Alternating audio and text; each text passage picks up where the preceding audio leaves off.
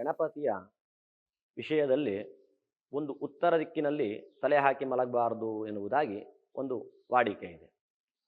ಕಾರಣ, ಉತ್ತರ ದಿಕ್ಕಿನಲ್ಲಿ ಗಣಪತಿಯ ತಲೆ ಬಿದ್ದ ಕಾರಣ, ಉತ್ತರ ದಿಕ್ಕಿನಲ್ಲಿದ್ದಂತಹ ಗಜನ ಒಂದು ತಲೆಯನ್ನು ತಂದ ಕಾರಣ ನಾವು ಉತ್ತರ ದಿಕ್ಕಿಗೆ ತಲೆ ಹಾಕಿ ಮಲಗಬಾರದು, ಅಲ್ಲಿ ಆದರೆ ನಮಗೆ ಮೃತ್ಯು ಸಂಭವಿಸ್ತದೆ ಎನ್ನುವುದಾಗಿ ಶಾಸ್ತ್ರ ಹೇಳುವಂಥದ್ದು.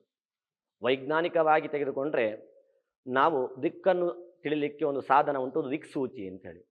ಆ ದಿಕ್ಸೂಚಿ ನಾವು ಹೇಗೆ ಇಟ್ಟರೂ ಅದು ಉತ್ತರ ದಿಕ್ಕನ್ನು ತೋರಿಸ್ತದೆ. ಕಾರಣ, ಉತ್ತರ ದಿಕ್ಕಿನಲ್ಲಿ ಒಂದು ವಿಶೇಷವಾದಂತಹ ಒಂದು ಶಕ್ತಿ ಇರ್ತದೆ. ನಾವು ಉತ್ತರ ದಿಕ್ಕಿಗೆ ತಲೆ ಹಾಕಿ ಮಲಗಿದಾಗ ನಮ್ಮ ತಲೆಯಲ್ಲಿ 1000 ಆಲೋಚನೆಗಳು ಬರಲಿಕ್ಕೆ ಸಾಧ್ಯ, ಕೆಟ್ಟದಾದಂತಹ ಸ್ವಪ್ನಗಳು ಬರಲಿಕ್ಕೆ ಸಾಧ್ಯ.